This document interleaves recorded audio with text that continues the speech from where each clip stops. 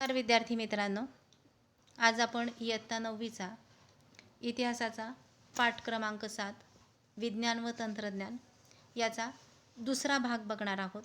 काल आपण पहिला भाग बघितलेला आहे. आज त्याचा पुढचा दुसरा भाग बघणार आहे की इस्रोची स्थापना, भारताने अवकाशात सोडलेले उपग्रह, रेल्वे तंत्रज्ञानातील प्रगती. हा राहिलेला जो पाठ आहे ह्या पाठाचा आपण अभ्यास करणार आहोत. इस्रोची स्थापना जी आहे ही इस्रोची स्थापना केव्हा करण्यात आलेली आहे तर 15 ऑगस्ट 1969 रोजी इंडियन स्पेस रिसर्च ऑर्गनायझेशन म्हणजेच इस्रोची स्थापना करण्यात आली. इस्रोचं मुख्य कार्यालय बंगळूर या ठिकाणी असून अंतरिक्षामध्ये उपग्रह प्रक्षेपित करण्यासाठी या संस्थेने आंध्र प्रदेशातील श्रीहरिकोटा या ठिकाणी अवकाशतळ कार्यान्वित केलेला आहे. बघा, इस्रोची स्थापना केव्हा झालेली आहे 15 ऑगस्ट 1969 रोजी आणि त्याचा लॉंग फॉर्म आहे इंडियन स्पेस रिसर्च ऑर्गनायझेशन. म्हणजेच इस्रोची स्थापना केली, त्याचं मुख्य कार्यालय बंगळूर या ठिकाणी आहे आणि अंतरिक्षामध्ये उपग्रह प्रक्षेपित करणे यासाठी आंध्र प्रदेशातील श्रीहरिकोटा या ठिकाणी अवकाशस्थळ त्यांनी कार्यान्वित केलेलं आहे. आता भारताने वेगवेगळ्या प्रकारचे उपग्रह अवकाशात सोडलेले आहेत. हे एकूण उपग्रह किती सोडलेले आहेत तर आपण आता सध्या या 5 उपग्रहांचा अभ्यास करणार आहोत. त्यातला पहिला उपग्रह कोणता आहे तर आर्यभट्ट. हा उपग्रह केव्हा सोडला अवकाशामध्ये 1975 साली. हा उपग्रह कशासाठी सोडण्यात आलेला होता तर सोव्हिएत युनियनच्या मदतीने भारताने हा पहिला उपग्रह अवकाशात सोडलेला आहे. उपग्रहाची संरचना व निर्मिती यासाठी ह्या देशामध्ये होऊ शकते हा विश्वास मिळावा म्हणून आर्यभट्ट हा उपग्रह 1975 मध्ये भारताने सोडलेला आहे. त्यानंतर भास्कर 1 हा 1979 साली भारताने अवकाशात सोडलेला आहे. याचा उद्देश काय होता तर दूरसंवेदन तंत्रज्ञानाने पृथ्वीच्या पृष्ठभागावरील निरीक्षण करणे, देशातील पाण्याचे साठे शोधणे, खनिजांच्या साठ्यांचा शोध घेणे, हवामानाचा अंदाज घेणे.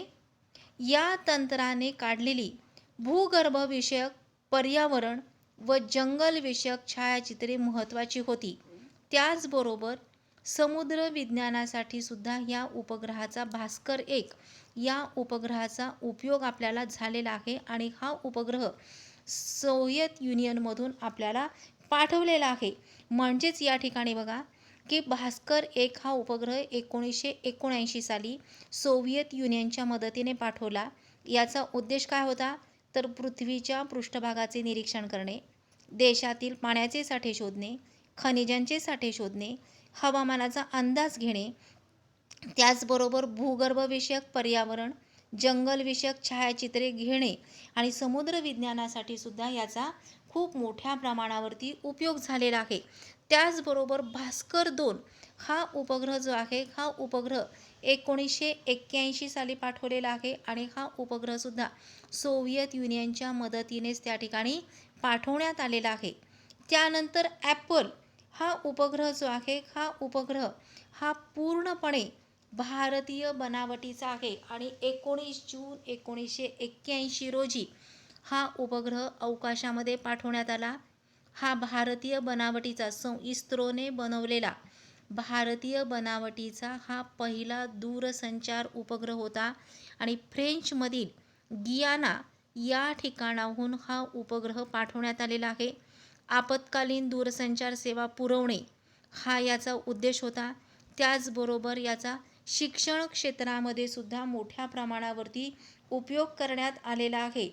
त्यानंतरचा उपग्रह आहे तो म्हणजे इन्सॅट 1B हा 1983 मध्ये पाठवण्यात आला. याचा उद्देश आहे हा दूरसंचार उपग्रह आहे.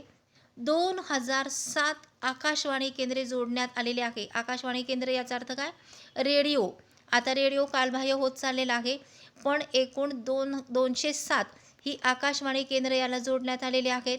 त्याचबरोबर जहाज विमान अपघातग्रस्तांचा शोध घेणे, त्यांचा बचाव करणे, हवामानाचा पूर्व अंदाज, वादळांचा शोध घेणे, त्यांचा मागोवा घेणे, टेलिमेडिसिन व शैक्षणिक संस्थांना उपयोगी पडणे, दुर्गम आणि ग्रामीण भागातील लोकांना डॉक्टरी सल्ला व औषधोपचार देणे, वैद्यकीय सेवा केंद्रे जोडणे, दूरसंचार, दूरदर्शन, आकाशवाणी व हवामान अंदाज या क्षेत्रामध्ये या उपग्रहाचा खूप मोठ्या प्रमाणावरती उपयोग करण्यात, म्हणजे आत्ताच्या काळामध्ये जर आपण बघितलं, आत्ताच्या काळामध्ये आपल्याला चालू स्थितीमध्ये हा उपग्रह आपल्याला खूप मोठ्या प्रमाणावरती उपयोगी पडत आहे.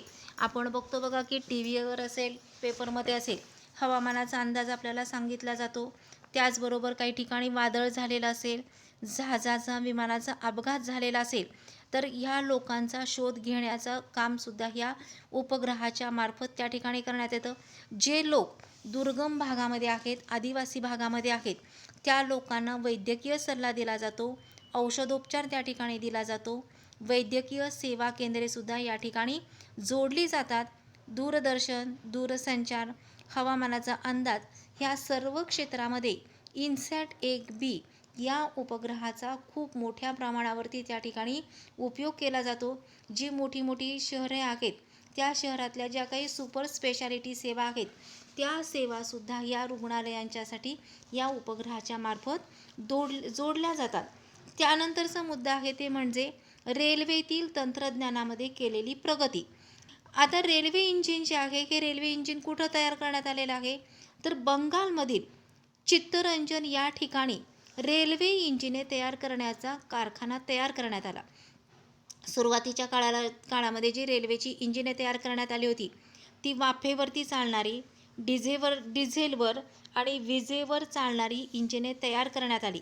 वाराणसी या ठिकाणी पहिले डिझेल इंजिनाची निर्मिती करण्यात आलेली होती आणि या ठिकाणी डिझेल इंजिने जी आहेत, श्रीलंका, बांगलादेश, टांझानिया या ठिकाणी ही डिझेल इंजिने निर्यात करण्यात आलेली आहेत. म्हणजे वाराणसी येथे डिझेल निर्मितीचा कारखाना होता आणि वेगवेगळ्या देशांना आपल्या देशामध्ये तयार केलेली डिझेल इंजिने जी आहेत, ही इंजिने आपण निर्यात केलेली होती. 1984 मध्ये दिल्लीतील संगणकीकृत आरक्षण व्यवस्था त्या ठिकाणी सुरू करण्यात आली. आरक्षणकृत याचा अर्थ काय? आरक्षण व्यवस्था याचा अर्थ रिझर्वेशन करणे.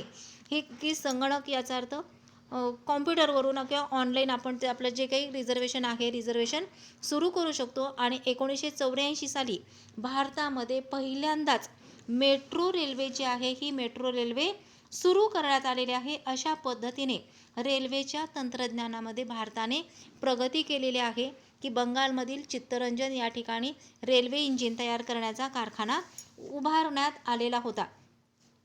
त्यानंतर टेलेक्स सेवा, ही टेलेक्स सेवा जी आहे, ही टेलेक्स सेवा की जलद गतीने टंकमुद्रित स्वरूपात संदेशाची वहन करणारी टेलेक्स सेवा 1963 साली सुरू झाली. टंकमुद्रित याचा अर्थ काय? तर पूर्वीच्या काळामध्ये जे आपण बोलतो ते त्या ठिकाणी टाईप केलं जात होतं, त्याला म्हटलं जातं टंकमुद्रित. ही टंकमुद्रित सेवा करण्यात आलेली होती. 1969 मध्ये प्रथम दिल्लीमध्ये देवनागरी लिपीतून टेलेक्स सेवा जी आहे, ही टेलेक्स सेवा सुरू झाली आणि भारतामध्ये तिचा सगळीकडे मोठ्या प्रमाणावरती उपयोग झालेला होता. आणि 1990च्या इंटरनेटच्या उदयानंतर ही टेलेक्स सेवा जी आहे, ही टेलेक्स सेवा संपुष्टात आली किंवा ह्या सेवेचं महत्त्व जे आहे, हे महत्त्व त्या ठिकाणी कमी झालेलं आहे. त्यानंतर भारतीय उपग्रह दूरसंचार केंद्र. आता हे दूरसंचार केंद्र कुठे आहे? तर 1967 साली अहमदाबादजवळील जोधपूर टेकरा या भागामध्ये देशांतर्गत उपग्रहीय दूरसंचार भूकेंद्र सुरू झाले. या उपग्रहाच्या साहाय्याने संदेश दळणवळण व्हावे, हा त्या पाठीमागचा मुख्य उद्देश होता. या केंद्राच्या उभारणीमुळे शास्त्रज्ञांना, तंत्रज्ञानांना भूकेंद्र उभारणीचे आणि कार्यप्रणालीचे प्रशिक्षण मिळाले. आंतरदेशीय दूरसेवेसाठी 1970 मध्ये पुण्याजवळील आर्वी या ठिकाणी हे भूकेंद्र त्या ठिकाणी मोठ्या प्रमाणामध्ये उभारण्यात आलेलं होतं. त्यानंतर पिनकोड पद्धती. आता बघा की पोस्ट जे आहे की ह्या पोस्टामध्ये की टपाल तार विभागाने की 15 ऑगस्ट 1972 पासून देशात 6 आकडी पोस्टल इंडेक्स कोड म्हणजेच त्याला पिन कोड म्हणतात किंवा पिनल कोड, ही जी पद्धत आहे ही पद्धत चालू केलेली आहे की टपाल वाटपामध्ये कार्यक्षमता आणणे, हा त्या पाठीमागचा पिन कोड पद्धतीचा उद्देश होता. या पद्धतीमध्ये देशाचे एकूण 9 विभाग पाडलेले होते. त्या 6 पैकी पहिला क्रमांक मुख्य विभाग दर्शवतो, दुसरा विभाग, तिसरा विभाग उपविभागातील जिल्हा दर्शवतो, तर उरलेल्या 3 क्रमांकाच्या द्वारे जे आलेलं पत्र असेल, तार असेल, ते बटोडा करणे, याचा अर्थ वाटणे. त्यावरून त्या डाकघराची किंवा पोस्टाची स्थान निश्चिती होते. त्यावरून हे पत्र कोणत्या ठिकाणावरून आलेलं आहे हे समजतं. महाराष्ट्रासाठी 40, 41, 42, 43 आणि 44 हे पहिले 2 आकडे देण्यात आलेले आहे आणि 1986 मध्ये टपाल वेगाने पोचण्यासाठी स्पीड पोस्टाची सेवा सुरू करण्यात आलेली आहे. आता पिन कोड, टपाल पाठवणे, पत्र आणणे, घेणे, देणे किंवा तार पाठवणे, ही जी पद्धत आहे ही पद्धत आता थोड्या प्रमाणामध्ये कालबाह्य होत चाललेली आहे. कारण आता आपण सध्या सगळे फोनचा, मोबाईलचा वापर करत असल्यामुळे ह्या पद्धती ज्या आहेत ह्या पद्धती जरा पाठीमागे पडायला सुरुवात झालेली आहे. त्यानंतर ISD सेवा, याचा लॉंग फॉर्म आहे international subscriber dial telephone service. आता हा जो फोन आहे हा फोन आता आपल्याला पूर्णपणे बंद झालेला आहे किंवा त्याला आपण आपल्या घरातला जो फोन असेल, हा पूर्वीच्या काळामध्ये घरामध्ये जो फोन असायचा किंवा त्याला लँडलाईन म्हटलं जायचं, तर ही पद्धत त्या ठिकाणी होती. ISD वरून आपल्याला आपल्या देशातून दुसऱ्या देशामध्ये सुद्धा आपल्याला त्या काळामध्ये फोन करण्यात येत होता. याचा उद्देश काय होता, ही कशासाठी स्थापना करण्यात आली होती, तर 1972 मध्ये मुंबईत ओव्हरसीज कम्युनिकेशन सर्व्हिसची स्थापना झाली. 1976 मध्ये मुंबई, लंडन या 2 शहरामध्ये थेट दूरसंपर्क साधण्यासाठी ISD सेवा सुरू केली. दूरध्वनीप्रमाणेच टेलेक्स, टेलिप्रिंटर, रेडिओ, छायाचित्रे अशा सेवासुद्धा या ठिकाणी सुरू करण्यात आलेल्या होत्या. त्यानंतर VSNLची स्थापना करण्यात आली. VSNL याचा अर्थ काय होतो, तर इंटरनेट सेवा पुरवणे. विदेश संचार निगम ह्या कंपनीने 1990 मध्ये इंटरनेट सेवा पुरवण्यासाठी VSNL याची स्थापना केली. या क्षेत्रामध्ये सॅम पित्रोदा यांचं खूप मोठ्या प्रमाणावरती योगदान आहे. त्यांनी महानगर टेलिफोन निगम लिमिटेड MTNL ही सार्वजनिक क्षेत्रातील कंपनी मोठ्या शहरातील दूरसंचार सेवेसाठी स्थापना केलेली होती. त्यानंतर आलेले आहेत ते म्हणजे मोबाईल, की 22 ऑगस्ट 1994 रोजी भारतात मोबाईल सेवा सुरू झाली. सुरुवातीला महाग असलेले हे मोबाईल कालांतराने स्वस्त झालेले आहेत. आता मोबाईलबद्दल आपल्याला फारसं काही सांगण्याची गरज नाही. त्यानंतर BSNL म्हणजेच भारत संचार निगम यांची स्थापना झाली. हे 2000 मध्ये याची स्थापना करण्यात आलेली होती. हे दूरसंचार विभागाकडे देण्यात आला. ग्राहकांना प्रत्यक्ष सेवा पुरवण्याकरता भारत संचार निगम लिमिटेड म्हणजेच BSNLची स्थापना केली. दूरध्वनी, इंटरनेट, सेल्युलर फोन सेवा या ठिकाणी सुरू झालेली आहे. त्यानंतर oil and natural gas communication ONGCची स्थापना झाली. 1956 मध्ये oil and natural gas commission खनिज तेल व नैसर्गिक वायू आयोगाची स्थापना झाली. खनिज तेल व नैसर्गिक वायू यांचे साठे शोधणे, त्यांचे उत्पादन वाढवणे हा त्या पाठीमागचा उद्देश होता. आसामातील दिग्बोई व गुजरातमधील अंकलेश्वर हे ते या ठिकाणी खनिज तेलाचे साठे खूप मोठ्या प्रमाणावरती सापडतात. गुजरातमधील खंबातच्या आखातात तेल आणि वायूचे साठे सापडलेले आहेत. त्याचबरोबर बॉम्बे हाय परिसरामध्ये 8500 पेक्षा जास्त तेल विहिरी आणि 33 नैसर्गिक वायूच्या विहिरी खोदण्यात आलेल्या आहेत. त्यानंतर कोकण रेल्वे की 760 किलोमीटर लांबीची 4 राज्यांना जोडणारी कोकण रेल्वे 1998 मध्ये सुरू करण्यात आली. मार्गामध्ये 12 बोगदे, 179 मोठे तर 1819 छोटे पूल त्या ठिकाणी तयार करण्यात आलेले.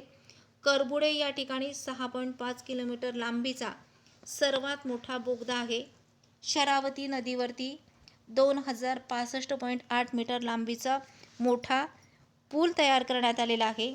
पनवल नदीवरती 64 मीटर उंचीचा सर्वात उंच पूल आहे आणि दरडी कोसळणाऱ्या मार्गावरती इंजिनामध्ये सेन्सर्स बसवण्यात आलेले आहेत.